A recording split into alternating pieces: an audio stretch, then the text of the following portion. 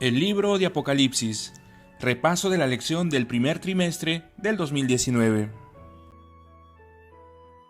Con la entrada del pecado, la esclavitud fue un flagelo que azotó a la humanidad por miles de años.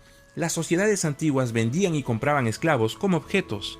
Algunos esclavos alcanzaban su liberación en el testamento de sus dueños, otros compraban su libertad a sus amos. Pese a ello, el esclavo no quedaba totalmente libre, sino que mantenía lazos de dependencia con sus antiguos dueños. Estos lazos eran más estrechos cuando un esclavo era liberado por su dueño en vida, es decir, había un doble motivo para los vínculos entre el esclavo y su dueño, en primer lugar por haber sido de su propiedad y en segundo lugar por haber sido liberados. Del mismo modo ocurre con el ser humano. Nacimos bajo la esclavitud del pecado.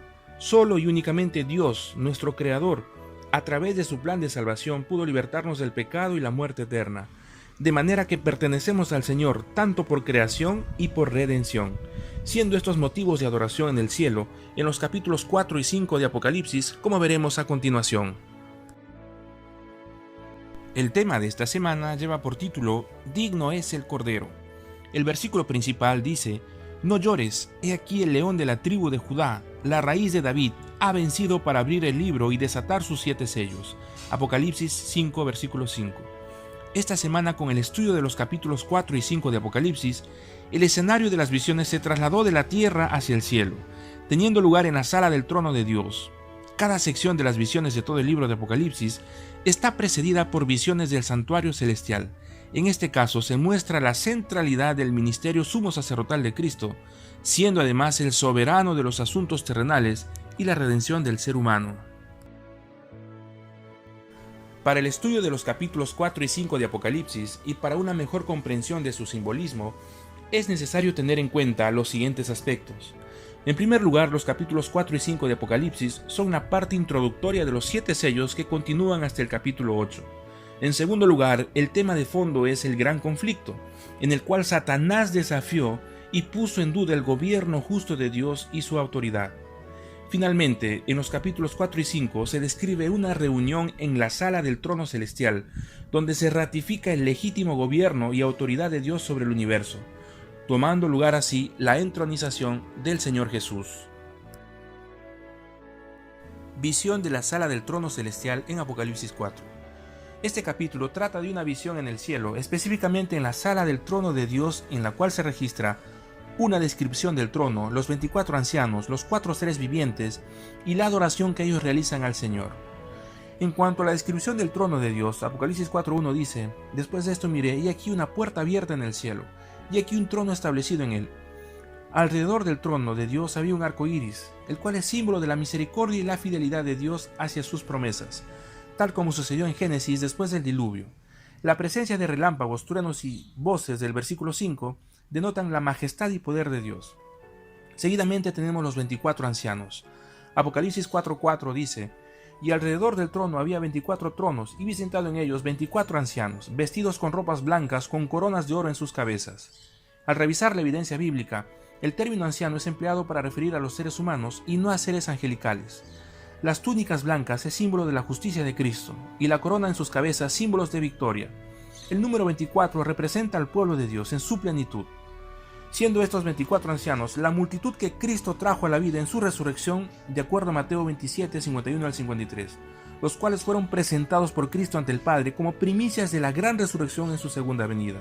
Y esta visión de Apocalipsis están presentes como representantes de la humanidad redimida en la sala del trono celestial para dar testimonio de los actos salvadores de Dios. Tenemos también a los 4 seres vivientes.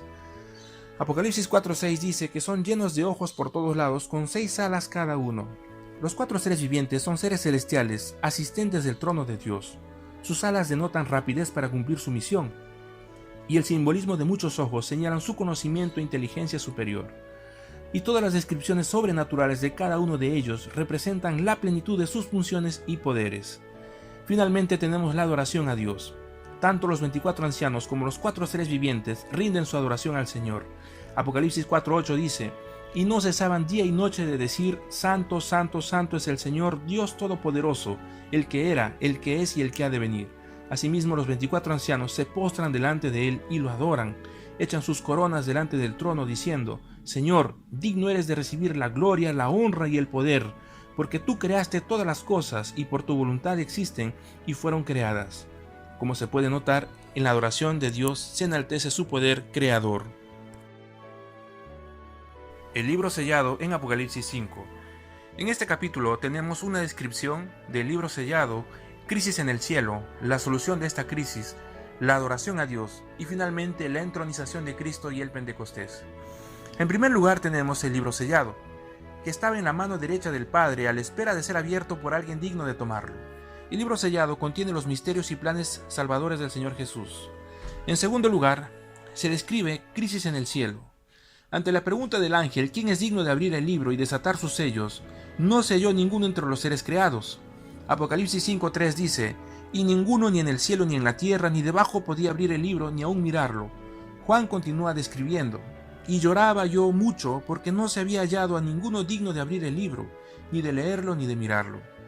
Esta crisis en la sala del trono está relacionada con la rebelión de Satanás, desencadenando así el gran conflicto.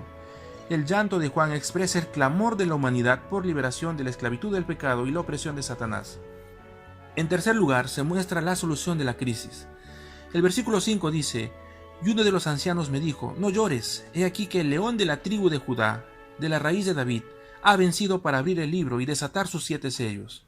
Y sigue diciendo, y miré ahí aquí en medio del trono y de los 4 seres vivientes, y en medio de los ancianos estaba en pie un cordero como inmolado. El versículo 5 hace referencia al Señor Jesús, quien es Dios, que era el único que podía salvar a la raza humana caída. Con su vida santa y muerte en la cruz, proveyó la solución para el problema del pecado. Además, con su obra mediadora en su santuario, hace posible la redención del ser humano, poniendo fin al gran conflicto en un futuro no muy lejano. El acto de tomar el libro es muestra de que toda la autoridad y soberanía le pertenecen a Cristo. En ese momento, todo el universo reconoce el gobierno legítimo de Cristo sobre la tierra. En cuarto lugar, se registra la adoración al Señor, en el que se enaltece el poder redentor de Cristo. Apocalipsis 5:9 dice, y cantaban un nuevo cántico, diciendo, digno eres de tomar el libro y de abrir sus sellos, porque fuiste inmolado, y con tu sangre nos has redimido para Dios. Más adelante dice que toda su creación decía, al que está sentado en el trono y al Cordero sea la alabanza, la honra y la gloria, y el poder por los siglos de los siglos, señalando así el poder salvador de Dios.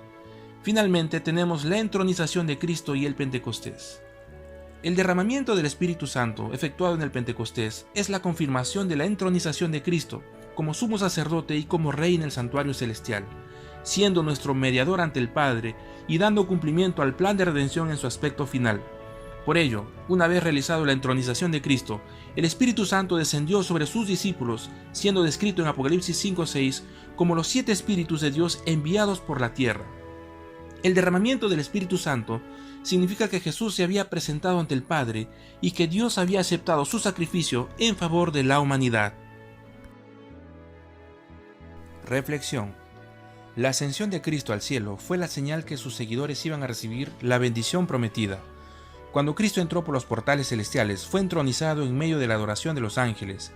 Tan pronto como esa ceremonia hubo terminado, el Espíritu Santo descendió sobre los discípulos en abundantes raudales, y Cristo fue de veras glorificado con la misma gloria que había tenido con el Padre desde toda la eternidad. De acuerdo con su promesa, había enviado al Espíritu Santo del cielo a sus seguidores, como prueba de que como sumo sacerdote y rey, había recibido toda autoridad en el cielo y en la tierra, y era el ungido sobre su pueblo. Elena G. de White, Hechos de los Apóstoles, página 31 y 32. A manera de conclusión, la visión del capítulo 4 y 5 de Apocalipsis señalan la autoridad y control de Dios sobre la historia y su plan de salvación.